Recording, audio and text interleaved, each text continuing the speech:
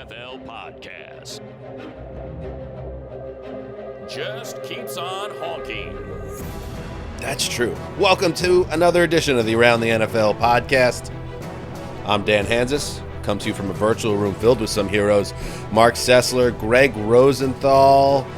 This is the big Super Wild Card Weekend preview show, and we're going to get to all the games. It's going to be a lot of fun. Great weekend of football coming up. Saturday, Sunday, and a Monday night game for the first time ever. But before we do that, boys, let's hit a little breaking news.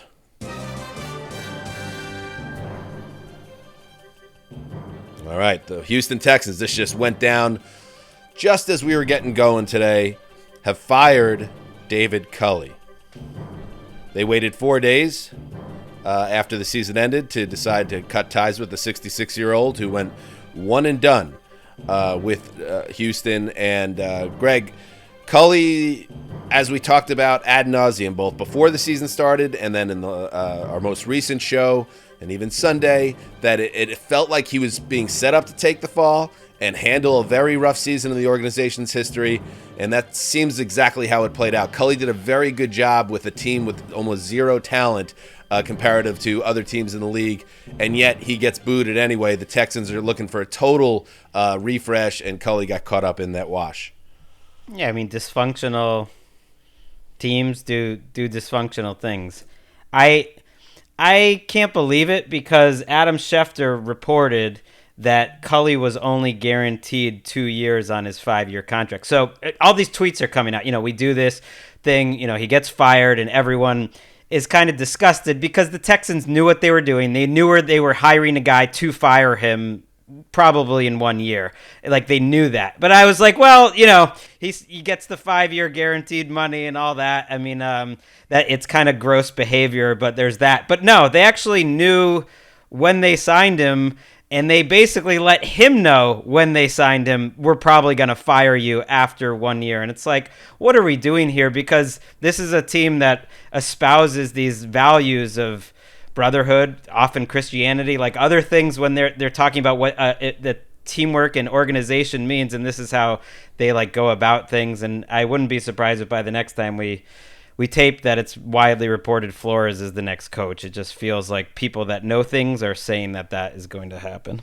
Right. Like you don't go through all this unless you've got a target and a target that you believe you can acquire as the next head coach. Because I find it, with 8 vacancies now, a pretty tough job to sell on its face value based on the wackiness of the organization, the way it operates, the way they've operated over the last year plus, the Deshaun Watson situation, the roster in general, and what they just did to the last head coach. I don't think that David Culley took the job thinking, I'm a fall guy, I'll be out of here in a year, look at me. I mean, everything about him and who he was sort of said that he thought that he could weather the storm. I mean, otherwise, it's a strange move by David Culley. I just think the Texans are a bizarre organization that comes out of this with Jared Mayo, Flores, or Josh McDaniels, and good luck to them. It's all about leverage and whatever the business is, but usually you don't really drop the hammer when you can, unless you're an organization that doesn't care about what optics mean. Because when you give him 2 years guaranteed, you give a 66-year-old NFL lifer, say, hey, we'll give you a chance to run this team, but we're not going to treat you like every other head coach who gets a job where you have that financial security built into your contract. We're just going to give you half of that, and we know you're going to take it anyway because this is probably your only chance to be a head coach. All of that feels very icky to me, and I just hate the way the whole process run out. And that's what we were talking about on Tuesday. Like, if the Texans fired Culley one and done, but he got 4 years of guaranteed money like a lot of other guys do or whatever the amount is, then it's like, okay, still don't love it, still seems a little bit tacky, a little shisty, but you know he's getting paid. You don't even do that. You don't take care of the guy that way either. So it's gross. And it was advertised as a 5-year contract too, like when they announced the deal. So I just don't know, like, if, and again, there's a finite amount of these jobs, these big chairs, as the coaching carousel spins here. But at the same time, like, what is it about the Texans job that is compelling to you? If you're Brian Flores, remember, these guys that get fired, you usually get 2 chances at this. So you get fired once, okay, if you have a good reputation and have some success, you'll get a second job. But if you fail in that second job, you're a coordinator for life, most likely. So if I'm taking my second job, and this is my last chance probably at this level to be a head coach, do I want to go to Houston with all that dysfunction and all the weirdness in the organization? No, but I don't think you wanted to go a year ago either, and David Culley accepted it, which tells me someone somewhere will say yes to the job. Right, but I bet it sounds like, well, who knows? If the reporters who are texting each other right now and, adding little, like, I'd be shot, little notes on Twitter without reporting it too hard. Sure think it's Flores, who worked closely with Nick Caserio. And if it was Flores, just to get a little ahead of ourselves, you do wonder about Deshaun Watson's future, whether there would be any scenario where he would end up staying with a coach he reportedly wanted to play for in Miami, and that Flores reported. Did he want to play? Did he want to play in Miami or play for Brian Flores? Flores was the lure. It was not Chris to our Greer reporters, or Stephen Ross or anything. I wonder what the connection is there between those two guys. Who knows? Just a guy who likes the cut of his jib, and plus Miami. Who knows? I mean, that's what I mean. That's getting ahead of ourselves. He was pretty adamant about his issues with ownership, but you mentioned leverage. Someone that does not have any leverage right now is Deshaun Watson, and whoever's walking in there, it's a mess. And so maybe it's someone that has a personal relationship with Caserio and then can look past that.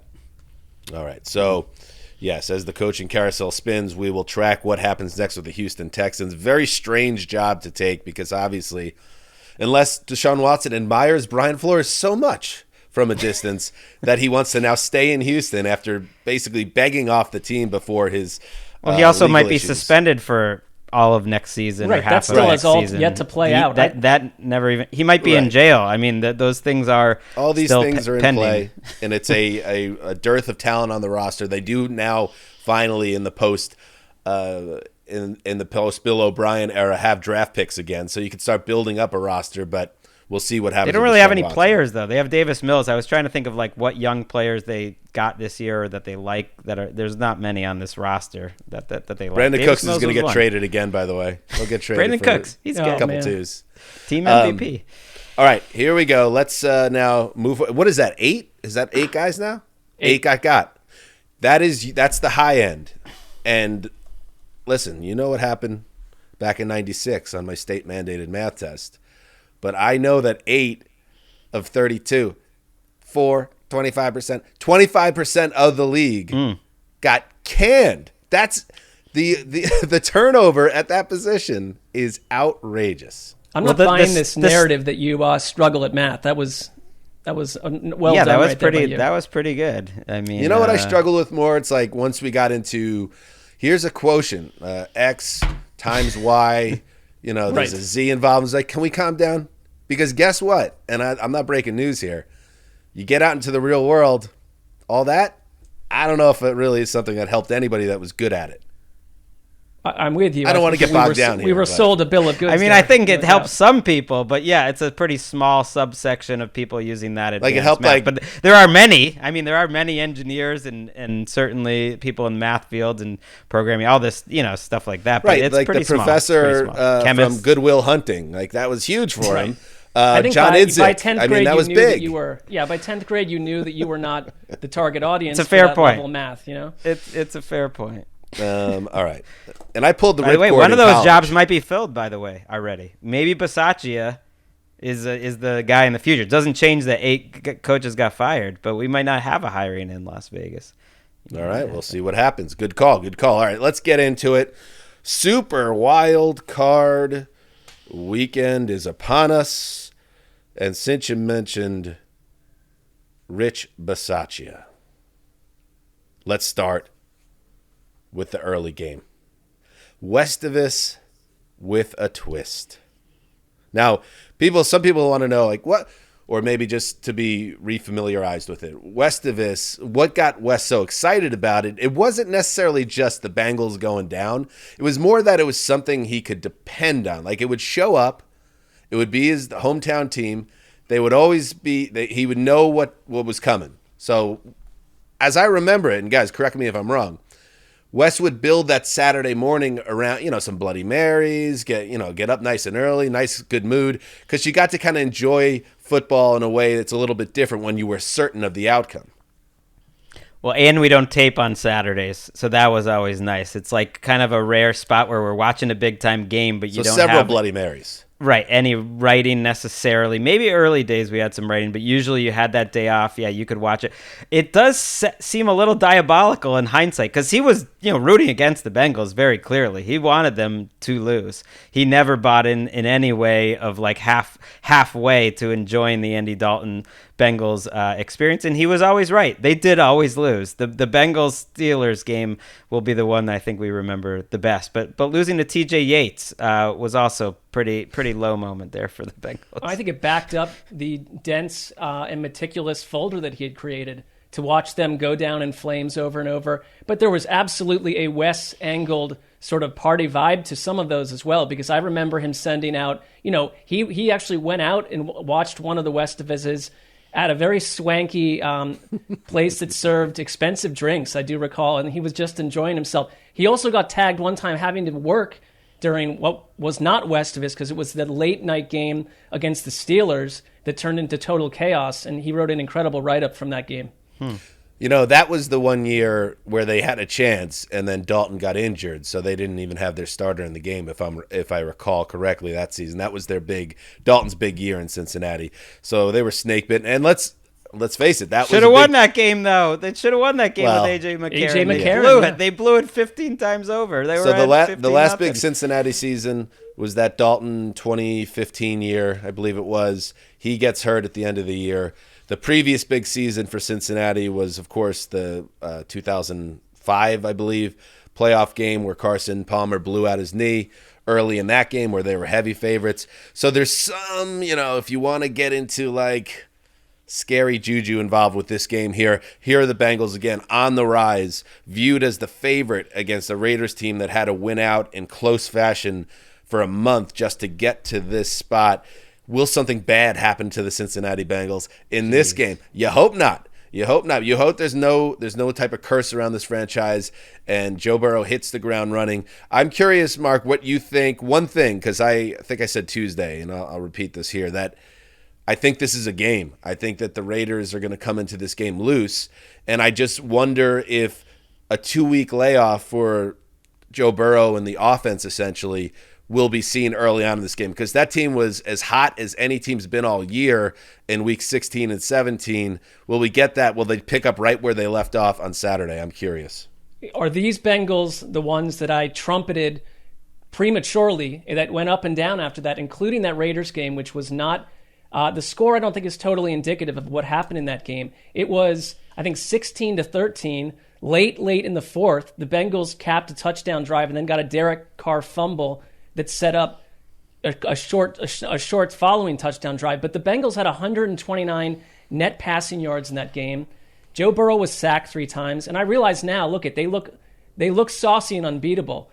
But I do think that the one way in for the Raiders in this is if someone like Max Crosby pulls a TJ Watt type performance. And I mean, he's been doing that all year against the Bengals line that is better than we thought, but not perfect, and causes mistakes for Joe Burrow. Flip side, I look at, in that game also, not a single Bengals receiver had more than 50 yards. So, the Raiders statistically have done a good job against wide receivers all year in spots. And so I wonder if it's a good matchup for the Raiders, who also just seem sort of spiritually feisty right now. But from a flip side, if you get the Bengals that we saw over the last 14 days, they look fairly unbeatable if you get that peaked version of Cincinnati. Wait, did you just go double flip side? Because I Double think you did a flip flip side and then went it back takes to you right the other back. flip side. Takes you back. It's a 360. I should have It's only like gone one. we're back to the Sessler take that this was a fiery Bengals team. At least I am. When it was going to be Patriots Bengals, I would have convinced myself that this Bengals team, did have the feeling after that Chiefs win of like we just won our playoff game on some level, like it was the biggest win in Cincinnati in a decade, at least. And I would have convinced myself, but now that I don't want that result. I'm not going to get too worried, and I'm going to switch to something else, which is that the Raiders just played 93 defensive snaps Sunday night. I don't think that's incidental. That is an incredible amount of. Max Crosby had 82. I'm not saying that they're not going to be fired up for this game, but it's a short week. That is an advantage, I think, for Cincinnati. I do worry about the pass protection. Yes, the offensive line was better. It wasn't that much better. They led the league in sacks allowed. I think that's one reason why they didn't even consider playing Burrow in Week 18. And this is a really good pass rush with Crosby and Ngakoue. I think they'll miss Philon, but that's key for me. And I think that's why Zach Taylor maybe was conservative in that first game. I just hope he's not now. I think he's found religion since that game. The 2 games before they rested everyone was their pass-heaviest games of the entire season. They finally kind of let Joe Burrow cook. That's where the mismatches are on the outside, whether it's Trufant or Faison. One of those guys is going to be on the outside, on the other side of Casey Hayward, who's been really good this year. And one of those guys is going to be matching up with T. Higgins or Jamar Chase, and that's a mismatch. You got mismatches, hopefully, for the Bengals all over the field on Saturday. And, I think you guys have both hit on it. And Ricky hit it. We're going to bring these up occasionally throughout the show. Ooh, Pressure point. That's a pressure point of this game. It's the Raiders pass rush that led the NFL, according to Next Gen Stats, with 33.6 QB pressure rate, despite blitzing at the lowest level of any team in the league. So they can get to the quarterback, generate pressure without blitzing. And the Joe Burrow's lit up teams when he's under pressure, but a lot of that, I would imagine, came from teams that were blitzing, leaving matchups downfield. The Raiders, they don't have to do that, the Raiders, because they can just generate a pass rush up front. And if you watch that game against the Chargers, it was, a testament to Justin Herbert and the line hanging in there, but every snap they were caving in that line, and I just think that is how the Raiders are going to win this game if they could change things up front. You picking the Raiders? I'm not picking the Raiders. I thought about it. I'm not picking them, but I think this is going to be cover the 6 points or whatever it is. They cover that spread. I think they're going to put a heavy scale. You know what? Screw it. I will pick the Raiders. How about that? Why not? You got to pick. This is, if there's any year that there's going to be one of those playoffs where things just don't go chalk and things get weird, I feel like 2021 has that in them. So I think this is a field goal game, and if we get to the point where it's a field goal game, anybody could win. And the Raiders got a hell of a kicker. I like the rookie McPherson in Cincinnati also, but Carlson is absolute nails. Let's say 26-23 Raiders. What do you guys got? Rude. I have the Bengals 27-20. I think a factor in this game, it's going to be like 20 degrees with lows even lower than that. And it's Las Vegas. It's Derek Carr. He's not been great in cold weather. I think it's not going to maybe be the shootout that some think, but I have the Bengals. In fact, I'm considering locking them up, but I need to think a little more deeply about that. All right, you only got about an hour, but the clock is running. The show. I have the same score on my game picks, by the way. The exact same score, 27-20. Carr has not played his best football the last month. It's been really strange. I've been banging the drum all season how I think he's been underrated. I had him, around 6th or 7th in the QB index for a lot of the year. I mean, I don't even think there's a question. I think Sunday night was one of his worst games. Had an unbelievable 3rd and 8 throw to go win the game, and that can't be forgotten. It was one of his worst games of the year. Before that, he had a 3 straight game streak where he had at least 2 turnovers and a couple interceptions, fumbles, like I think 7 or 8 turnovers the last 4 games. Hasn't been as accurate. Darren Waller, they need to get going, but that is a big difference to me, is that Burrow's coming in playing his absolute best, and Carr could turn it around, but I think he's taken on a little bit of water late in the season. His offensive line isn't very good either, and don't necessarily trust them to protect him. He kind of killed them, Carr, in that Sunday night game. He missed so many throws, including game-ending throws to Zay Jones, Darren Waller. And Waller, I think, he wasn't quite himself, obviously, in his first game back, but I think it helped to have him back on the field, so maybe you get a better version of Waller. I could definitely see him making an impact in this game. Josh Jacobs, who had a huge game, 132 yards. He has been limited in practice with the ribs, but I don't know if that's more just maintenance after a long week, obviously after a big Sunday night game with all those snaps. So, it comes because this could also go the other way, where it's Cincinnati comes out on fire. It's 14-0 in a blink, and the game's 38-10. I think that's in play also. Keep an eye on the first quarter, because if it starts out in a certain way, I think that's when Cincinnati gets into trouble, similar to what happened to Indianapolis. All right, before we move on to the next game, we're going to take a break. But before we do that, the Wesselings are back. Apparently, they have not boycotted the picks competition. So let's check in. Hey, around the NFL. This is Tim again. I wanted to take the Patriots over the Bills, but it is Westavis. And as much as Chris loved Westavis, I think he would have known it would have come to an end this week. I'm taking the Bengals over the Raiders, and this is the reason why. Chris always compared Burrow to Montana. And I'm going to take it a step further. A friend of mine compared Chase to Randy Moss. I'm taking it even further and suggesting that it could be the next Montana Rice duo. And I'm going to lock it up. Yeah, Tim. Nice. Timmy Westling in a big spot. And he didn't even say we're going to lock it up. He said, I'm going to lock it up. Once they are united. What is it? The saying? United we stand, divided we fall. That's the saying. Yeah.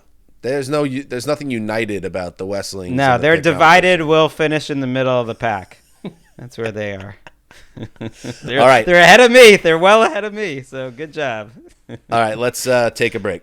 All right, welcome back. Before we get to the second Saturday game, you mentioned the ATN standings. All right, Mark, you picked up a game on Sunday night. Woo! What was going on in that garage? One can only imagine. But you pull it out in overtime. So we enter the playoffs. I'm 13-5. Mark's 11-7, 2 out. The listeners on the subreddit are 10-8. So are the Wessling brothers. Greg 7-10, and Ricky. Listen, I don't know what to say, Ricky. 8-10. I don't have one less game, right? So that would. All right. Well, we'll give it to you. 8-10. Right. I got the Saints last week. I'm saying I wouldn't have one less game than everyone else. I got the Saints last week. Ricky, tough sitch here over on Lock It Up at ATN Lockups on Twitter. You've been removed from the standings entirely. You can't be stunned by that development, though. No, not at all. Yeah, I got what I deserve, Greg. We need you back this week, though. We need you back on the Bills. You know. Yeah. Spoiler. Yeah. Well, that's where I'm going. So. All right, we'll get to that right now. The New England Patriots, the 6th seed in the AFC, travel to Buffalo to take on the Bills in Orchard Park. Weather is a thing. In fact, is it a pressure point? Yeah, why not? It's a pressure point. Get it? Pressure point. Because it is supposed to be cold as a mother up in Western New York. And there are, of course, as you would imagine, a lot of stats flying around about how the Bills offense is going to perform in cold weather. And that led to Bart Scott over on ESPN on their morning show sharing an interesting take. Ricky, play that back. The guy hates the cold. He doesn't play well. And he says the reason is because he's got bad circulation. So his toes get cold. And as you know, with your feet. Can I give you a suggestion for him? You want me Josh Allen listening? Can people get this message to him? Viagra. Take some Viagra for the game, baby. Got to put that circulation going right. I don't know how to move off of that. Stop there a second. You know what I love? First of all, Bart Scott played in the league for over a decade. He's not making this up. Like, he's not working blue here. He's sharing something crazy, but I love uptight people on TV. It's like, oh, God, Bart. And then what's his name from Monday Night Football is like, I don't know how to move off of this. It's like, he's sharing something from inside the game that it's about getting circulation in the body. I don't know how it works in the zone. Mark, in the old, you could tell me, the old erogenous zone? I do not take that particular substance, so I cannot tell you how that works. But so I don't know if that's an issue for the guys playing once they pop it, or if it has to be, that particular one. Mark, are you more like a Cialis guy, or I do not partake in any of that stuff. But I think in general, you're talking about Partake. body warmth. Anyway, I liked how everybody's clutching their pearls. Play the rest of it, Ricky. Have any medical background, so I don't really have a response to that. But you played, so you must know something. A lot of us take Viagra, right? Because Viagra opens up the blood vessels. Sir, a lot of us take Viagra. What do you mean? A lot of NFL players, at least in my day, took Viagra because it opens up the blood vessels. A lot of endurance athletes, because Viagra was first a heart medicine. There's no lies. Makes sense. I mean, I also don't know. For all I know, it's just like one of those things that got passed around among players and has no benefit whatsoever. But I love this world. I love that Dawson Knox, like the Bills tight end, brought it up or was asked about it and was like, kind of like Mark just now, like immediately was like, I've never taken it though. I never would take it. I never would take it, and I would have to get a prescription, and I don't have a prescription, so I'm not going to take it. That was Dawson Knox's stance. I don't know how to move off this. Louis Riddick having a meltdown. Oh my God, he mentioned the boner pill. Which, I mean, by the way, the ads are nonstop during football games for that product. So right. Everybody just relax. Everybody's so uptight. He's sharing a really interesting nugget there.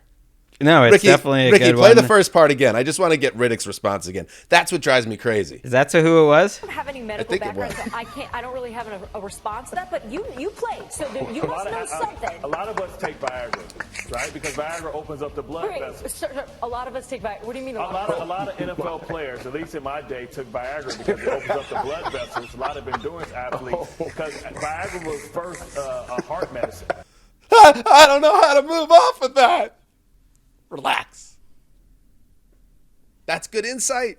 Isn't it crazy what these players do to try to get the best out of their bodies? I think it's probably the only thing you'll learn from watching half of these shows. Right, it's definitely the first time Get Up has been clipped off on this show, so it's been great for promotion. It's Bart Scott's biggest moment since January of 2012. Can't wait. An all new meaning of Get Up. Yeah, well, that nailed it, Ricky. I know. Ricky's locked in right now. All right, anyway. So it's going to be cold as hell. And we'll see how that plays out. Now, these two teams, obviously, they've played twice, division rivals, each winning in their own home. But as Mark, it pains Mark that the Pats didn't get enough credit for the Monday night game when the conditions were fierce. Well, this maybe sets up again here, Mark, for the Patriots, perhaps. I don't want to say it, but I'll say it. The tougher team, the team that can handle something a little bit out of the norm better than the Bills based on that outcome. Maybe this helps the Pats, this weather situation. We'll start there. I mean, I think Bill Belichick having a third chance at the Bills helps also. The Bills have a great coaching staff too, but that weather game, the first one was chaotic, but also New England can't duplicate what they attempted to do in that game. Having Mac Jones throw the ball, 3 times? They're going to need to get some big plays from Mac Jones. That's where I get a little concerned with this entire third rematch, is just the Mac Jones of the last couple weeks has, I think, been exposed a little bit. And are they going to be able to run the ball? I think Isaiah Wynn being out, that's not good for them. They have officially a number of questionable. They didn't rule anyone out. Yeah, they have a bunch of guys who are definitely banged up but limited in practice. So we'll see how they are. But I do think that there's a slight edge whenever you get Bill Belichick 3 times coaching against the same opponent. Well, it's not just 3 times, but 3 times in 7 weeks is weird. And I do think that's a source of optimism, I think, if you're a Patriots fan, just that it's a division game and 3 times in 7 weeks, and then if you win it, it'll be a Belichick type of coaching game. Because every other logical trend is working against the Patriots. Josh Allen's playing his best football of the year, I would say. I know he had that game against Carolina, but even in that game, their running game has been on fire since the second half of the Bucs game. You said that Josh Allen's playing his best football? Yeah, I thought he played incredible last week. Interceptions on 3 straight drives against the Falcons of all teams in Week 17. I get it. I said in that game that he did run the ball well. They did score 4 touchdowns in 7 drives. One of those interceptions was a fluke. The other 2 were bad throws, obviously. But the throws he made against the Jets were just outrageous. The play in Tampa was as good a half as any quarterback's had all year, and I think the game against New England was as good a game as any quarterback's had all year. He's trending up in general, and more importantly, their running game is. Like, they finished 6th in the league in yards per carry, in EPA. in yards overall, and he's a huge part of that. Singletary is running well, and so I think that makes them a little more complete. More importantly, the Patriots have been terrible over the last month, and especially their defensive line, where to me that was the difference this year was Barmore and Judon. Barmore's now coming off an injury, although he was limited in practice. Judon's coming off a month where he hasn't done anything, and he's probably been a liability. In that terms is of way on your radar, Greg. I've noticed you mention that repeatedly. Right, it's what's changed to me. It doesn't mean that it can't flip in a wild card game, but I think lately, other than the Jacksonville game, like they have not played well defensively, and that it's a concern going up against Josh Allen. You also might be down there starting corner Jalen Mills has COVID, by the way. To your point, the Titans ran for 270 on New England, the Colts 226. Last week, the Dolphins put up 195 on them. So if you're Buffalo, whether it's engined obviously through Josh Allen, you have to have that balance. You have to be able to run against New England. If you go back, I think the Bills are going to take care of business here. I think they're the better team, and I think this sets up very well for the Buffalo defense. Everybody's like focusing on the weather and everything with Josh Allen. Buffalo's defense with Mac Jones in a big spot, having to make plays, playing at not a high level right now, I think is the recipe for a very ugly offensive performance for New England. And if you look back, dating back now to the infamous weather game on Monday night in Buffalo. All right, Jones threw for 19 yards on 3 attempts. They hit their bye week, the Patriots. He comes, and he's bad for 3 quarters against the Colts. Has a really nice fourth quarter. They come back but lose that game. Then the Buffalo game, he plays poorly all game. Really gets exposed, I thought, by the Bills. Jacksonville game, all right, good job, 50-10, classic late Patriots season blowout against a bad team. And then in Miami, he again looks very rough, I thought, in that game. He was very upset with himself. He gave it a very strong term that he was, I don't know if it was embarrassing or whatever. He lost the fumble near midfield. He threw a pick 6. And I just think, I like Mac Jones, and I still think he has a very bright future. A rookie year on balance has been very good, but I think this is a bad draw for him, and I think the Bills are going to take advantage of it. He looks, I don't know about exhausted, but he's not like a physically imposing guy, and I think the wear of the NFL season at times, or mentally, physically, has maybe gotten to him. He also sounds like a perfectionist. Like, he beats himself up in those post-game press conferences, like can't, he's very hard on himself, and it's a tough matchup. Like, the Bills are number 1 in defense. I know yards, and depending on how you want to look at it, they've had a very easy schedule, but they're still a very good defense. A rookie quarterback hasn't won a playoff game since Russell Wilson, and the one before that was the guy I mentioned before, TJ Yates. It's like, it is hard to do. I still think it's possible, though. Like, I don't count out Ramondre Stevenson, Kendrick Bourne, some of the guys who have been really good with the ball in their hands, making plays, and this thing turning into a little bit of a defensive game, and it's close at the end, and Belichick is the difference. I don't think it's impossible. I do not think it's impossible at all. In fact, I'm locking up the Patriots. Oh! Wow. I am tired of the disrespect, although I will say that they have not been the team that I was so excited about over the last couple weeks. So this is dangerous. So that is wildly dangerous. They're like they're underdogs here in this one. I don't care about the odds. It was that's gutsy. This to me this is 24-10. I see it as the Patriots struggling to get into double digits, and the Buffalo Bills, because I don't totally trust their offense right now. I don't think they were impressive at all down the stretch in the last 2 weeks. That could all get wiped out, obviously, but with the conditions and Belichick and New England's defense, I don't think they have a big scoring week, so they're going to score 20-24, but I think that's going to be enough. And the Bills move on. It would be a disaster, by the way. It would be a disaster if the Bills go one and done this year and lose to the Pats. Like they need to win this game. That's the one other you want to talk about pressure points. Buffalo is in this like the Steinbrenner doctrine in the old days with the Yankees. Anything short of a championship is failure. Anything short of an AFC title for the Bills is going to be considered failure. So you got to take care of business. Will they feel that pressure on Saturday night? Or are they like a team that's been there? And I guess this is how I've seen the Bills all year, that like if they can just get to the point where they're into the playoffs, have a home game would be nice. that I was kind of expecting them to rise up. A team that's been there, like, really good, better. They're in that sweet spot of continuity, talent, all that stuff. That said, I picked the Patriots online just because I didn't want to, like, root against my pick. One last very quick point is Ed Oliver has been playing out of his mind. Wait for a second. the Bills. You picked. We just did an entire breakdown. I don't of this even game. believe it. This is one And where you were pro I admittedly don't Buffalo. believe it, but I'm just gonna pick the Patriots because I don't want to, like, I You know just want to what? be aligned I in like what it, I'm Greg. rooting for. I like You it. might It's back your into fandom coming out. something good here, Greg. Right, that's what I mean. you may It's be like, correct. here's the reality. No one has any clue. So in a case where it's you're rooting for your team in a playoff, I probably will never pick against them in the playoffs in my entire life. Why I mean, bother? certainly the Patriots could win this game. It would not be some crazy upset. But when I hear you offer your analysis for 10 minutes and it's basically all pro Buffalo, I'm worried. It actually warms my heart a little bit to see you then go, but Patriots. Blown out. I'm worried they could get blown out, but maybe that's my fandom. I've been totally off on this team all year. I never know when they're going to be good or bad. So Ricky, do you have a pick Let's on go. this one? Mark's making me feel good. Formally? Yeah, I just really feel like the Bills are the better team.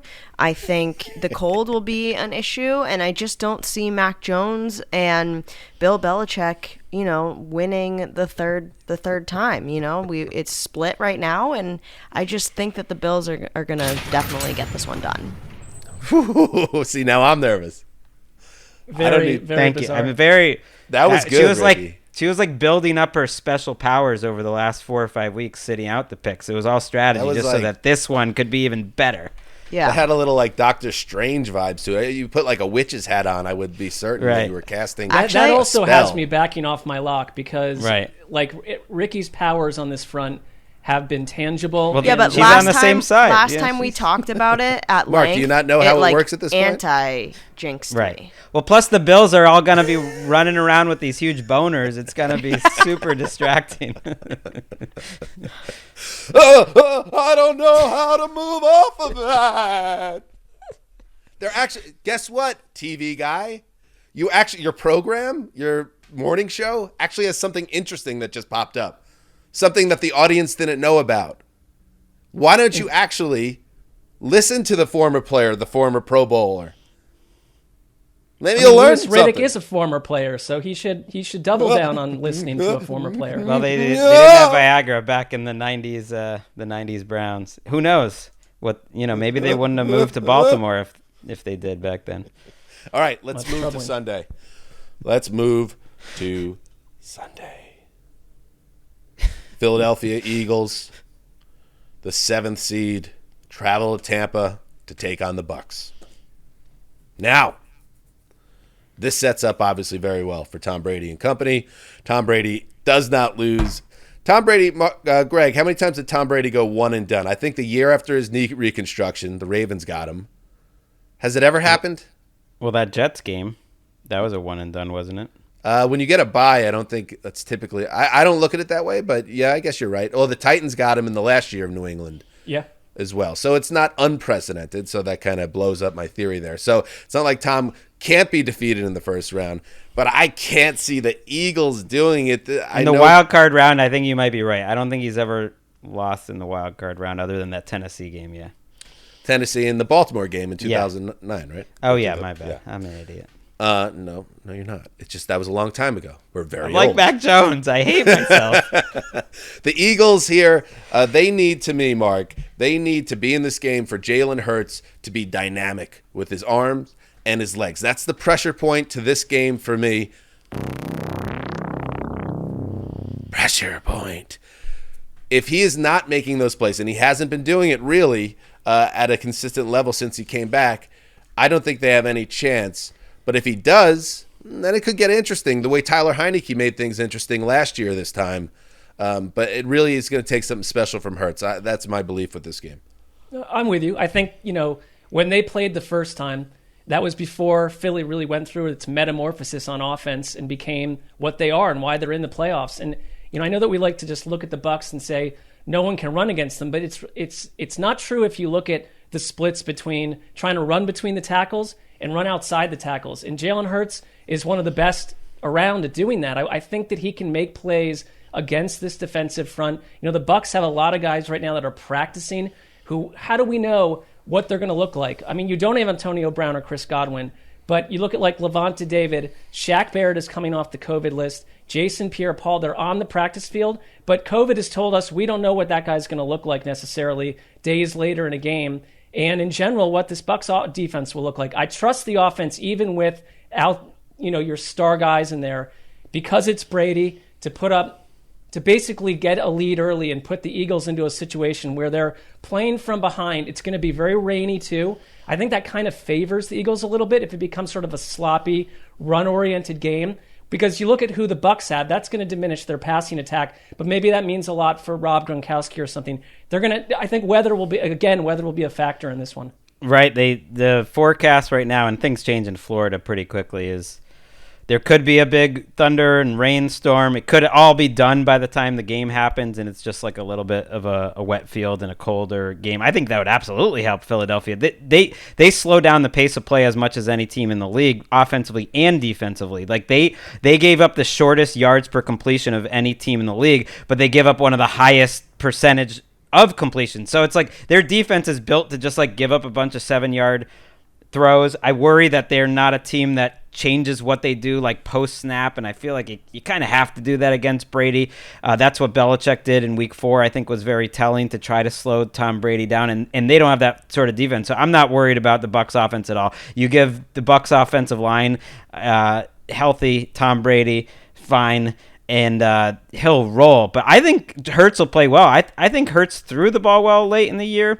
He still had key running plays, and you mentioned it, Mark. This Tampa run defense has been average for half the season. It's 16th in EPA in terms of their run defense for half the season, going against one of the best offensive lines, one of the best running games, and I think that's kind of a recipe. You even saw it last week against Carolina, just for not many possessions. Like Tampa was down in that game partly because they didn't have the ball at all in the first half, and I could see this being like a 7-possession game for each team, where it's actually pretty close at the end, and Philly covers that 8.5-point spread. And I know you like the Eagles, Greg, but I just can't. As I watched them week after week, I just couldn't get invested in the team. They made the playoffs on the back of a 4-game winning streak that beat Jets, Washington, Giants, Washington.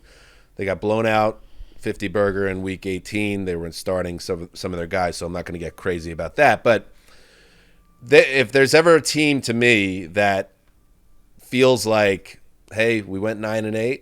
We went to the playoffs in year 1 with a new head coach and the first full season of starter with Jalen Hurts. We got killed in the playoffs in the first round, but it was Tom Brady. Like, that feels like how this is going to play out. Now, again, this is weird. This is a weird season, Mark, and you don't know. There's going to be maybe an outcome here that doesn't make any sense.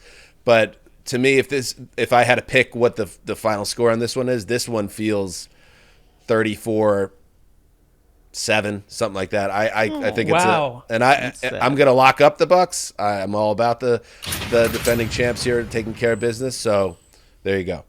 Can you even do that based on what the desert is saying? Do we still? Oh, we still adhere to the desert in the playoffs? I thought we waived that. I could certainly move off it. I want to play by the code. I'm not going to be a schoolmarm about it. I think in the past we sort of just forgot about the mirror in the playoffs. If it's playoffs, if you want to kill the mirror, throw it out the window. But I think it's going to be closer than that. In fact, I think it's going to have a weird element where it's the same exact score as the first time they met, 28-22. Ooh, that was a weird game. Yeah, I was going to base my locks off of like where you guys are going. It's like, well, if we were allowed to take the Chiefs, you just take the Chiefs. I mean, it seems but I saw what Mark just sicking his minions on me now on Twitter. Right. Like, well, no, Mark was so Dan's courageous. Cheating. Dan is not looking in the mirror. Once I saw Mark's pick, I was like, I have to pick a real game. I was asking the question because the spread is enormous, but if that's how we what want is to the spread? operate, I didn't even look. What is it? It's like 12.5 or something? No, this one is a 8.5. Vegas has kind of liked Philly all year. I think it makes sense. I think your point, Mark, about the injured players is really important. Those aren't just like guys coming off of injury, and even the COVID list. Shaq Barrett was hurt too. They're coming off of serious injuries. David is as important to their defense as any player. Are they going to be themselves this week? First of all, are they going to play this week? We don't even know. But are they going to be all the way back? I think this might be the right week to catch them. Leonard Fournette is another name you didn't mention, and he's coming off of an injury that kept him off 3 or 4 weeks. So these are their best. These are their best players. These are some of their best players. Shaq Barrett, Leonard Fournette, Levante David. And so I think that's a huge factor in this one. You're going to have to get something out of Brashad Perriman, your guy, Dan, who you like to, we used to talk about his hairline a lot. Look, now he's turning into a playoff hero here for the Bucs. He's looked good the last I like to do it just arbitrarily, and I do a cut and paste of Brashad Perriman's headshot and send it to the gang on text with no other explanation other than I just like to look at it because it's like he's stuck with the dreads even when the forehead was racing up north. And I don't think that's what he looks like anymore, but they never changed his headshot. He's got a nice haircut, I think. Yeah, they've never updated it, so it's more almost a remembrance of when he was 22 and was like, I'm not willing to give up the dread battle yet. Now it's over. He made some real plays. He made a catch last week that was incredible. Mike Evans looked really good last week. He was someone I think that gets to the point I was making about the injuries. Like, he didn't look like himself for a week or two coming off that injury, but last week it looked like the old Mike Evans again, which is big. So you put Darius Slay on Mike Evans for 65% of the game, and I do think that puts Tom Brady in a tough situation. If the weather and wind and rain are a factor here, I think it changes what they have to do a little bit. I think this is going to be closer than what you mentioned, 34-7, Dan. We'll see. Tampa, by the way, 7-1 at home this year, and Tom Brady has been an absolute stud. And Bruce Arians, in a playoff week, started his availability on Monday by basically calling out anyone who says it makes any sense not to give the fourth MVP award to Tom Brady. Let's listen to Bruce. I think if he doesn't get it, it's a travesty. I mean, most completions ever. 5,000 yards, touchdowns, the whole 9 yards. I mean, to me, it's not even a close race. I like it, and you know what? He's got a great case. I think Rodgers would probably be my pick, but if Brady won it, there's nobody that can say, "Oh, that's a travesty," because he absolutely has delivered this year in a big way. I think he was a little more consistent. I think he was definitely better in the first half of the season, and so it's a little bit of recency bias. Rodgers closed stronger, although Brady played great the last 3 weeks against bad teams. I think volume should matter a little bit. Like, he dropped back to pass 170 more times than Rodgers, and to me they were pretty close in terms of their effectiveness when they dropped back to pass. He also didn't miss a game. Like, a game is a significant portion of the season. 170 extra times. I'm giving it to Tom Brady. I'll give it to Tom too, but think if you're the Saints, thinking what you did to both of these MVP candidates over 3 games. Yeah, that's fair. Saints with Jameis Winston would have been a fun 7 seed in this game, for instance, or in a different wild card game. They would have been fun. They would have made the playoffs. That would have won a game. They would have won an extra game with Jameis. I guess I agree with you. Like, Winston would have given a little bit of sizzle, but I was okay with the Saints not being in the playoffs. What about Jameis back on the Bucs? So we just insert him into that situation. I don't like that at all. So it's a classic middle of the road guy. Is Jameis a free agent, by the way? Yeah. That would be amazing if the Bucs won another Super Bowl and then they traded Brady and signed Jameis Winston. That would be surprising. That'd be amazing. I don't know about amazing. All right, let's move to the middle game on Sunday. Right after this break. All right, we're back. This is, to me, the best game of the weekend. The San Francisco 49ers piping hot after that really impressive, gutsy comeback win here in L.A. to beat the Rams. They're the 6th seed. They travel now to Dallas to take on the Cowboys. The Cowboys are the 3 seed. And, Mark, this game, to me, profiles as a Dallas team that's going to be favored to win this game. I would imagine they're getting probably about 3.5 or so, Greg. 3. And they have all the firepower. And this team really, when you consider all that they have, which is a 5,000-yard passer, a 1,000-yard receiver, a 1,000-yard rusher, a linebacker with 10-plus sacks or 12-plus sacks in Micah Parsons, a cornerback with 10 interceptions, Pro Bowlers all over the place. They're supposed to win this game, and yet doesn't it feel like the Niners are a really tough matchup and, to me, feel like the team that's going to come out of this game? I think you've got to be annoyed if you're the Cowboys that this is who you drew in this first round, because I think the Niners are a tough matchup for Dallas. It's guys like Deebo Samuel, George Kittle, Brandon Ayuk, the way he's playing, their run game, they're just one of the more original teams in all of football, the way that they operate on offense. And I know that, it's not just my Shanahan, fascination. I think that we're starting to see what it was that did fascinate about them to me. And it probably comes down to the splits between the Jimmy Garoppolo games where he's clean, he doesn't turn the ball over and cause massive headaches. They're pretty much unstoppable. If you get the game where he fumbles around, causes problems, misfires a ball into the lap of a Dallas Cowboy, Micah Parsons, then you've got issues. But I am flat out picking the Niners to win this game. And I'm going, I'm switching my lock to a team that I really, really support, the Niners. I'm locking this team up. Forget the Patriots. Oh, that hurts, Mark. This game should be Monday Night Football. I was impressed, with your faith, but you are taking another underdog. Now, and this is one where I feel like they're actually getting picked by the majority of people this week because everyone, you want to pick like one underdog. And like logically, they've played better than the Cowboys. So I like the Cowboys here. I don't feel strong about it. I do think their matchup on the outside in terms of when the Cowboys have the ball is so great for them. Like that can't be discounted. The 49ers defense, and I think with DVOA, is second against the run, first against or in the top 5, I think, in passes under 15 yards, in dead last in passes over 15 yards, which is like something when you watch them just seems almost obvious that they just don't have guys that can cover deep down the field. And I just think Kellen Moore will know that. We'll see the mismatches, and that it's just a day for Dak to be great. Be great. CeeDee Lamb, be great. Amari Cooper, be great. You're much better than your counterparts. Dak, you're much better than Jimmy G. I mean, everyone's, you guys are going crazy to give Jimmy G a lot of credit. Yeah, he made a couple nice plays in that game. He also had 2 interceptions, including one in the fourth quarter and a fumble in that game. Like, you make those sort of mistakes this week, I don't think you get away with it. That's what it's about to me. That's the pressure point of this game. Bam! Pressure. Because if Jimmy G does that stuff, I think that's going to do in the Niners. But if he plays a clean, efficient game, that's all he has to be. It's a cliche, but with the Niners, be a game manager. Get the ball into the hands of your playmakers. You don't need to make dynamic throws to do that. Good, because Jimmy G doesn't really make dynamic throws. He doesn't have a big arm, but get the ball in Deebo's hands. Their running game has been very good.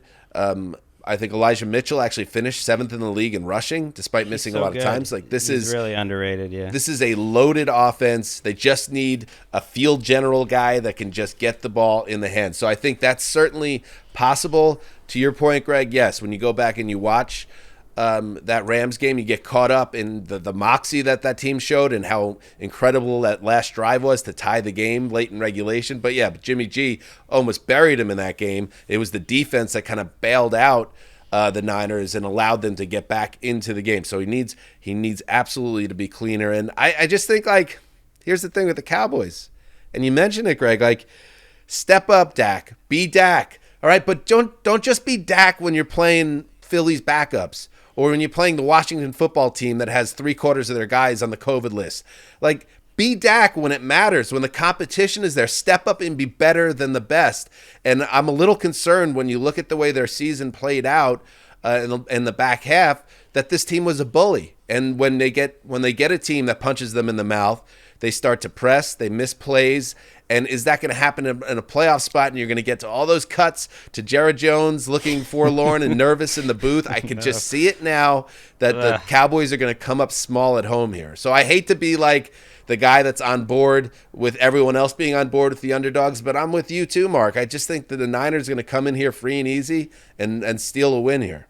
To your point, in 9 wins, Jimmy G had 4 giveaways. Over those 9 wins. In the losses, he had 11. So it's not just that we always want to talk about the quarterbacks, but his mistakes matter a ton. I do think, though, that this Niners team right now, even if they get down a little bit to Dallas, I look at that Rams game as something that tells me so much about who the Shanahan-led Niners are. And I think they're going to be an impossible, tough out for 3+ quarters here. And I'm telling you, this game comes down to 2 words: Greg Zuerlein. Pressure. That's what we're going to be talking about when we come out of this thing. Oh my gosh, I was hoping it wasn't those 2 words. If it comes so down many to pressure that, points, they're probably in trouble. Although like their kicking situation isn't too good either. You're right. Like the Cowboys, like look, they haven't won playoff games with Dak. Like this is something that they need to, like, it's a massive game. You have Blake Jarwin back, and I do think when 49ers have the ball, like that's kind of football porn. This is a great matchup. First of all, like I'd like to get rid of the, like let one of these teams play the Raiders and one of them play the Steelers, and like let them both advance because I like them both. But when the 49ers have the ball, it's a rare time where the Cowboys athletes on defense, Lawrence and Gregory and Micah Parsons, of course, are going up against like equal athletes.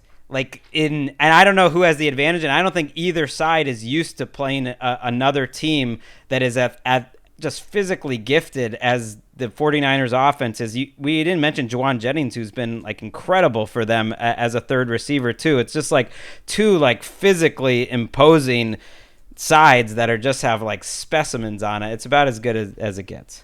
It's a ridiculous wild card game. Did you insinuate there that there's only some players or athletes on the Dallas defense? I think they're all fine athletes. My point is they are another level of athlete. Lawrence and Gregory and Parsons, and I think the Kittle, Ayuk, Debo, Juwan Jennings, Mitchell, in terms of what they do after the catch, is another level of athleticism. Like these two teams are just like big bad men. But are they bad people, like bad men? Like, no, I don't mean like that. I just mean they're probably really good people. Just play ferociously. They're the two teams that look good coming off a Gotcha. bus. You know, they're those two teams. Those are two teams. Mark, welcome back. You had stepped away. What happened? Well, I have this. My voice is half gone. You sound good. No, it's probably. You look like you might have lost some weight. Is that true? Yeah, I think I have. I mean, it's been a long couple months, but gonna be all right. Getting back on the Peloton soon. So, but my voice is so shot, and like I feel like it must be highly annoying to anyone. Well, I thought of like COVID couldn't be. You already don't like food, famously, so COVID plus not liking food is not a recipe for a lot of food. Sure. COVID took about 8 pounds off me, which I was not expecting. And I mean, I got that cough that turned into like a lost voice. So, yeah, it's. You remember this ideal situation for someone trying to attempt to broadcast a message. We do appreciate you for toughing it out, Mark. Remember the San Francisco-Dallas games in the early 90s? That was my favorite rivalry of the 90s when Dion was bouncing around with both teams, and it was so – this is going to seem crazy to younger fans, but there was this crazy run where the AFC was just a lamb being led to slaughter for the Super Bowl. NFC was winning every year for like a 20-year period. So when the NFC Championship game came around, that 4 p.m. game between the Cowboys and 49ers would just decide who was the champion. And I remember those games well at Old Candlestick. And, of course, what was it, the Dallas Stadium? What did they call that, Texas Stadium? Mm-hmm. Got a Bernie Kosar kneel down in the NFC title game that put him into the Super Bowl after Bill Belichick cut him, saying that he had diminished skills.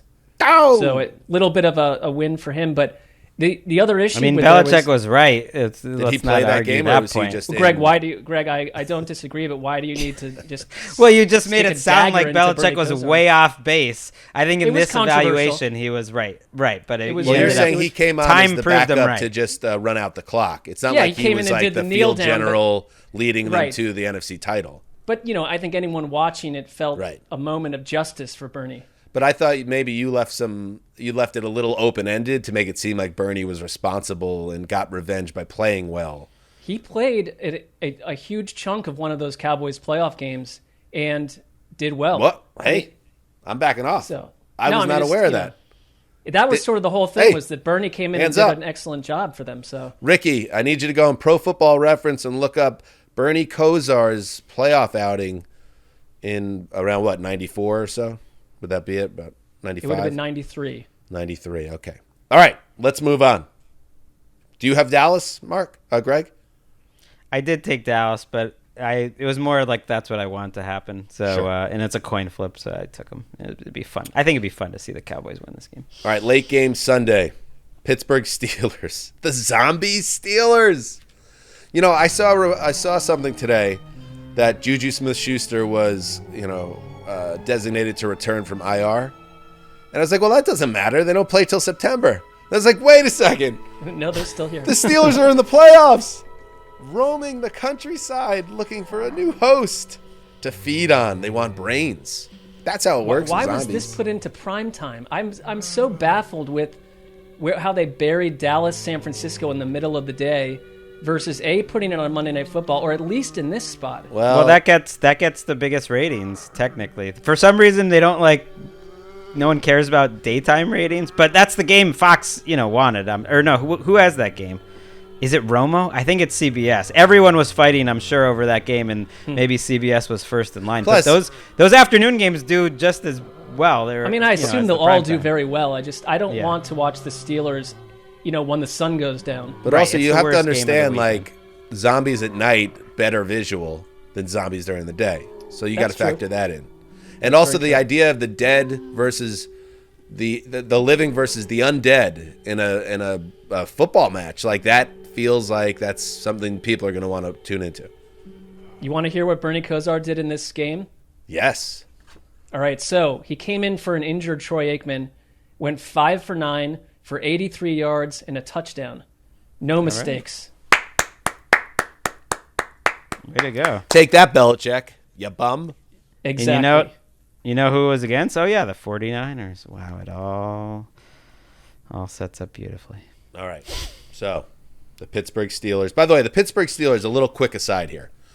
They're playing because the Colts blew it. I don't know if you guys had a chance to check it out, but I did make a point to watch the Hard Knocks finale last night just to see the post-mortem of how that slow-motion car crash took shape around the Colts. And, man, it was not pretty. It was everyone mic'd up on the Colts sideline, and they're cutting to Frank Reich, and he's like talking to himself like, everything's fine, stick to the plan, stick to the plan. No. And then they cut to Carson Wentz, who is a nothing burger charisma-wise. There's nothing about him that tells you I'm going to get this sideline motivated. As they're falling behind, he's like going down the sideline, being like, it's okay, guys. It's okay. It's okay. And there's just like this creeping dread on the side. If you're interested in how something like that happens, I want to watch it. I'm going to watch it. And by the end of the game, Darius Leonard's like kneeled down during a TV timeout, and he's like, I can't believe this happened. I can't. Like, everyone was just shocked. And then Chris Ballard, general manager of the Colts. What's your favorite type of frog? I was connected to Chris Ballard. You might have to dig through the archives on that. I don't even remember what it was anymore. But they were asked about what's the future for Carson Wentz, who obviously was very bad in that game. And here's what he had to say. When we made the decision after Phillip retired, and we made the decision to make a move on Carson, at the time of the decision, we felt good about it, and I still don't regret the decision at the time. I'm not gonna, just sitting here today, just so y'all know, I won't make a comment on who's gonna be here next year. That's not fair. I think that is very notable. That is the translation of that, having seen this enough, is that if they really were all the way in on, hey, we're running this back, we'll be okay at quarterback, you say it right there and you end it. When you leave it open-ended, to me, that tells me they are going to kick some tires, and they might be in a similar situation to your Browns, Mark, where it's like, if we end up with Carson Wentz behind center, it's going to be because nothing really a better thing didn't come along, and we felt it was a workable situation. But it also feels like if something comes up, they are going to make that move. And you can finally get him on the Browns, Mark, like you wanted back in 2016. I'm not longing for that on any level. I mean, I think there's a supply problem, so you've got to sort of back the guy you have now, although that didn't feel like the same way that the Browns back Baker Mayfield, that comment on Wentz. But then kind of walk it back if you find someone better. I mean, I just don't know where you're finding someone better in the veteran heap. Right, the sound clip didn't sound as bad, I thought, as it looked on Twitter, where it sounded like, oh, this guy's still didn't gone. sound great, though. It didn't sound great. I know. And Reich didn't really back him any stronger either, and that's his guy. But I think the odds are more likely that Wentz is back just because it's tricky. Now maybe they'll draft someone maybe not. The thing that I found most interesting from all this postmortem was that Jim Irsay never, according to The Athletic, essentially, never stopped being pissed that Carson Wentz was unvaccinated. And he's the owner of the team.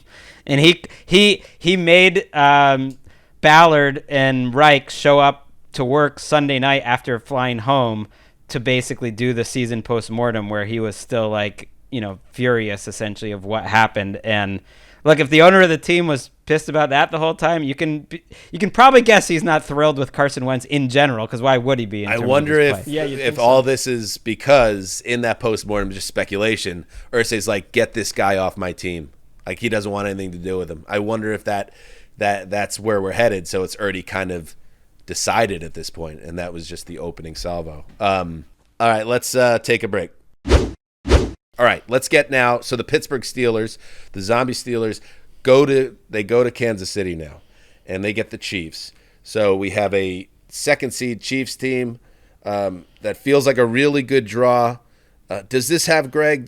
Do you have any vibes that this could turn into? This is Big Ben's last game, most likely a Dan Marino's last game situation back in '99 with the Dolphins, where it's 62-7. Like, is that a possibility here? Yes. And I've tried to wonder if could this game be? Of course it could be. It's the NFL. That even the worst and best teams aren't quite as far apart as you think on a given day.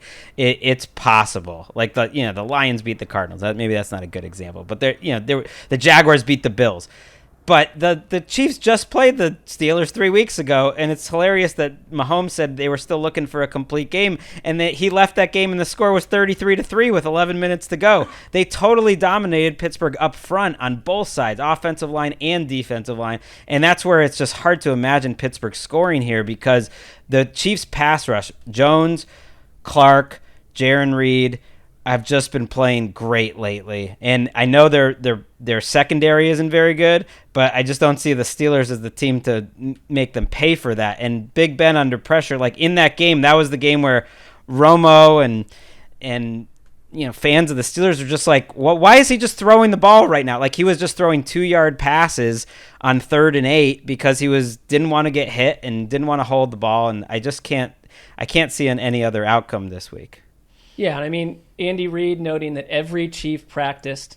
I want to see what version we get of Tyreek Hill, but this could even be a game where you get an opportunity to rest Tyreek Hill if it gets out of hand early, and maybe anyone else that's kind of banged up. I know what we said before they played the Steelers the first time, that we'd love to see them run the ball against one of the worst run defenses in the league if you're Kansas City. They didn't really do a ton of that. They tried. They ran the ball 35 times for about 140 yards that first game against the Steelers, but it just didn't really matter. And I think this is one where, from the outside, you'd say, look, unless TJ Watt goes absolutely ballistic and causes a hellscape for Patrick Mahomes, you mix in a defensive touchdown and you get a couple early mistakes by Patrick Mahomes that put the Steelers into a good position. How is this not 28-3, in the third quarter at some point, or 28-10? And the Steelers, as zombies do, sort of hanging around, but they never not deserved because they got in, but they don't feel or look like a playoff team. They look like something far uglier. That to me, that's the pressure point for this game, pressure. That's TJ Watt needs to be a monster, and that pressure has to lead to pressure. That has to lead to turnovers. It has to be a fluky, weird game. But you know what? The thing about Kansas City, we want to act like that version of the Chiefs is dead and buried, but I could see it popping up again here. It happened enough during the year where they were trailing in Denver last week. Yeah, balls getting deflected at the line of scrimmage, ending up in the arms of linebackers. Mahomes trying to do too much. A receiver clanks off of Mecole Hardman's hands, and it's taken back the other way. All that stuff. But that's what it has to be. I think the talent disparity and really the quarterback disparity, it's the biggest disparity of any matchup, because Ben Roethlisberger has been to the playoff 14 times and he's going to the Hall of Fame and he's got multiple rings, but he can't play anymore. He stinks. And Mahomes should just be the difference here in this matchup, even if they'll never share the field. Right. I think there were a couple games this year where Pittsburgh just tried to just chuck it deep all game, just because they have Deontay Johnson And maybe Juju does play in this game. Not that he's a deep threat, but it sounded like he has a chance. But you have him in Claypool. You have a defense in Kansas City that likes to leave their cornerbacks on an island. And you just give it a shot. And maybe that's a high variance thing where you have some early turnovers and you do lose 38-3. Or you actually hit on a couple. It could work. The Ben Roethlisberger press conference this week really cracked me up, though. Ricky, why don't we take a listen to that? Yeah, I mean, we're probably 20-point underdogs, and we're going to the number one team that I know they're not the number one seed, but they're the number one team that's won the AFC the last 2 years. Arguably the best team in football. We don't have a chance, so let's just go in and play and have fun. All right. Thanks.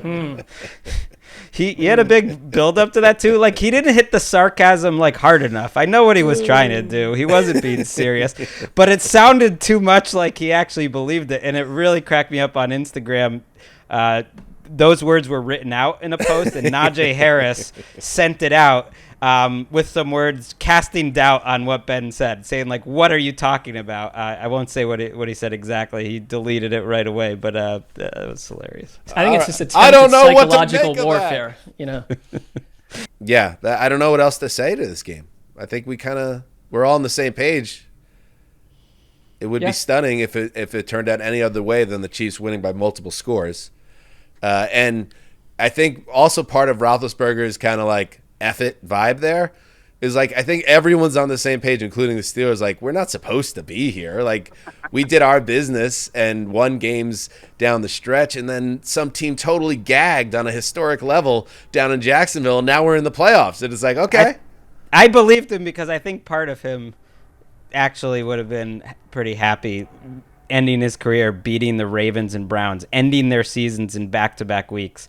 Would you rather do that, or would you rather go play another week in the cold against some team that you're probably going to look like? It's not like Ben has played well the last 2 weeks. He's played poorly, and now he's got to go by Kansas lose. City. He's already done the thing where he goes circular around the stadium, giving everyone a high five. I mean, that happened 2+ weeks ago at this point. I don't buy that, though. Greg, I know you're not a Ben fan, but he's a great competitor, and I'm sure he's happy to be in the playoffs. But when it's 31-3 in the third quarter, yeah, he might be thinking to himself, man, how about that game ends in a tie on Sunday night? That would have been fine. Steelers fans are going to be all over us and everyone if they actually win this game. Deontay Johnson said this week, don't jump back on the bandwagon when we win this thing. Who was on the bandwagon in the first place? No one's thought this was a big-time team. All right, Monday Night Football. First time ever. We're going to have a primetime game. Like ever, right? Because Super Bowl's not even prime time. That's a game that kicks off between 3 o'clock and 6 o'clock. There have been 4 Saturday previous night games. Monday games, Monday playoff games. I don't know if they were Monday night games, but there were 4 previous playoff games. I was surprised by this. When? And they were all in Los Angeles except for one. This was said by our friend Andrew Siciliano on NFL Now. I don't have any more information on that. Monday during the day feels like an odd time to have a playoff. Yeah, it probably was Monday night games. They said there was one in the 70s and stuff. I don't know. Oh, okay. All right. The Cardinals, the 5th seed, travel here to SoFi to take on the Rams. Rams coming off really a bad beat to the Niners, but because the Cardinals blew their game against the Seahawks, the Rams now are the division champs, which means they are hosting the Cardinals. But guess what? It's probably all for the best for the Cardinals, who went 3-5 at home this year and 8-1, I believe, on the road. So the last time the Cardinals were on the road in a game we were all doubting them, they won and beat the Cowboys in Dallas. So is it going to be that version, that scrappy version of the Cardinals that shows up, or are they just going to get blown away here, Greg, because they have been trending downward for about a month and a half now, and this is how these things end for these teams that typically play like this down the stretch? Yeah, they had that win against the Cowboys. But other than that, they've lost 4 or 5. 3 to non-playoff teams now, although the Colts, felt like they should have been one. They're since week 11, which is when Kyler Murray came back, they are 15th in offense in EPA and 23rd in defense. That's a pretty long stretch, and that's with Kyler Murray. That's a mediocre-looking team. And the biggest problem, I think, is up front in terms of their offense. I just can't see them protecting or being able to run consistently on the Rams. Now, the Rams have run defense issues, but I really am impressed with this defensive line in general, especially rushing the passer. Lately, DJ Humphries, the left tackle for the Cardinals, has really struggled. Just their offensive line in general is requiring Kyler Murray to be so special play after play. It's a hard way to live, and I think Von Miller played his best game last week. Greg Gaines has been good. A'Shaun Robinson's been on fire. I just think that mismatch alone is going to make it very hard for a Cardinals offense that just hasn't been explosive to score and to keep up with the Rams. Yeah, like a Cardinals defense that was very special early in the year got absolutely obliterated by Rashad Penny a week ago. You're now dealing with Aaron Donald, who had 3 sacks on Kyler Murray when they last played in Week 14 and blew up that game plan. And you still see Kyler Murray every game doing incredibly special things that only Kyler Murray could do. But the offense in general, we've talked about it a ton of times, seem confused, cannot get out of their own way. He has 7 passing touchdowns in his last 7 games. Without DeAndre Hopkins in there, his QB rating has dropped by almost 19 points. And so there are legit, real problems. I'm with you that the offensive line have a lot to do with it. The Rams secondary is a little banged up to the point where they had to go sign Eric Weddle, who hasn't played in like 700 days. So maybe there are opportunities here for this to be not a blowout, but we have to get a Cardinals team that looks completely atypical to what they've looked like the last 3 or 4 weeks. Well, quickly on the defensive backs, I do want to mention, it's not just that they lost Kendall Fuller, who's a captain, for the rest of the season. They have a shoulder injury for their cornerback Darius Williams, and Taylor Rapp, their other starting safeties, in the concussion protocol. That's suddenly a lot of defensive backs, and that's back-to-back weeks almost that they've lost the guy who has the green dot on his helmet. That was Ernest Jones, their linebacker. Then it's Kendall Fuller, and they lost that back-to-back weeks, guys who are their defensive play callers. So that is pretty significant. In the back end, there could be some opportunities. There are opportunities, and yet who's the dynamic playmaker left now on the Cardinals? And I think this has been exposed a little bit, that it didn't go as deep as maybe we thought initially. Connor, assuming Connor he plays, on a bad he's heel. a game time decision. Yeah, he's banged up. So you have a guy that he could be limited by injury. AJ Green, Rondell Moore, Christian Kirk, Zach Ertz. These guys aren't making big plays, and it's putting Kyler Murray in a situation where to me, he looks mortal. I know he has moments every week where he's like, oh man, this guy's special, and I agree with that. But I think it's going to be a point of emphasis for this team in the offseason, because I think their season does end on Monday night, to say we can't just bank on DeAndre Hopkins being healthy this year and we're fine. I think they need to kind of retool this thing a little bit. And they've learned the hard way over these last few weeks that the offense isn't good enough. They just don't have enough playmakers. I mean, we saw the Rams go through issues when they lost Robert Woods. And had they lost Cooper Kupp instead, I mean, they would be a completely different offense. And, the Rams are the better team in this, I think, from head to toe. And you've got these guys. They're very star-heavy. I mean, someone like Aaron Donald, would it shock you if he's got 2+ sacks in this game and is absolutely turning Arizona into a mess? That said, I mean, Matthew Stafford, I know it's we're almost allergic to talking about the Matthew Stafford turnovers, but there are games where Matthew Stafford's mistakes have put the Rams into a terrible position. And I don't trust them to be every flawless game either. the last 4 weeks. Exactly. I don't think we're allergic to it, but he also threw 41 touchdowns this year. So it's I don't mean us. We just said the point. I feel like Stafford Yeah. escapes critique to some degree for the fact that there have been 2 or 3 games I can think of where he buried them in a hole. You know what's funny? I thought because I think that Robert Woods injury is continuing to rear its ugly head here. Odell gave him nothing in that game last week. That was a big spot, and I just think that's the Odell experience at this point. He's not a big-time player. I think that the fact that they still don't really have that complement to Cooper Kupp in the wide receiving game is something that's eventually going to get them. But the reason I like the Rams, I just think this is a really good pull for them matchup-wise. Their confidence is a little bit shaken coming out off Sunday maybe, and now you get this team Arizona that clearly you would think is doubting itself, even if they've been better on the road. I like the Rams in a 27-20 type game, maybe 27-17. That's where I'm at on this. I'm similar. I'm going to lock them up. Mark inspired me not to take the Chiefs. When he went for an underdog, he went bold. I was like, that would be shameful. And I do think the Rams will win. This is a game you need OBJ and Van Jefferson to step up. Van Jefferson did get 800 yards, but he's kind of in that deep guy. That's the one thing he does. OBJ's been a disappointment. He hasn't totaled 100 yards combined in the last 4 weeks. There's been a lot of miscommunications, and this is a spot the Cardinals cornerbacks right now have been injured, and I think that was a huge part of that Seattle game. Was they have guys off their practice squad trying to cover Tyler Lockett and DK Metcalf. Well, it could be the same this week with OBJ. That should be a matchup that you could take advantage of. All right, there you go. That is Super Wildcard Weekend preview. We'll be back on Sunday night, where we're going to recap, let's see, 1, 2, 3, 4, 5 of the 6 games. And then we'll be back Monday night, and we'll do immediately following Cardinals-Rams. We'll do a recap of that along with any other updates with the coaching carousel. So keep an eye out for that. And keep an eye out on NFL Network, the return of the Around the NFL broadcast on Saturday morning. It airs on NFL Network, and it actually airs back to back. It re-airs, so if you miss it the first time, if you're not up bright-eyed and bushy-tailed at 4 a.m. here in California, you could still catch the 5 a.m. Anyone who really is a true fan of the show would just watch it 2 times in a row. That's another option.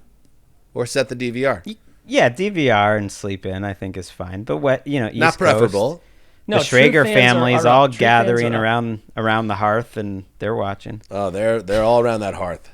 Little man Schrager is a big fan of the broadcast, so check that out.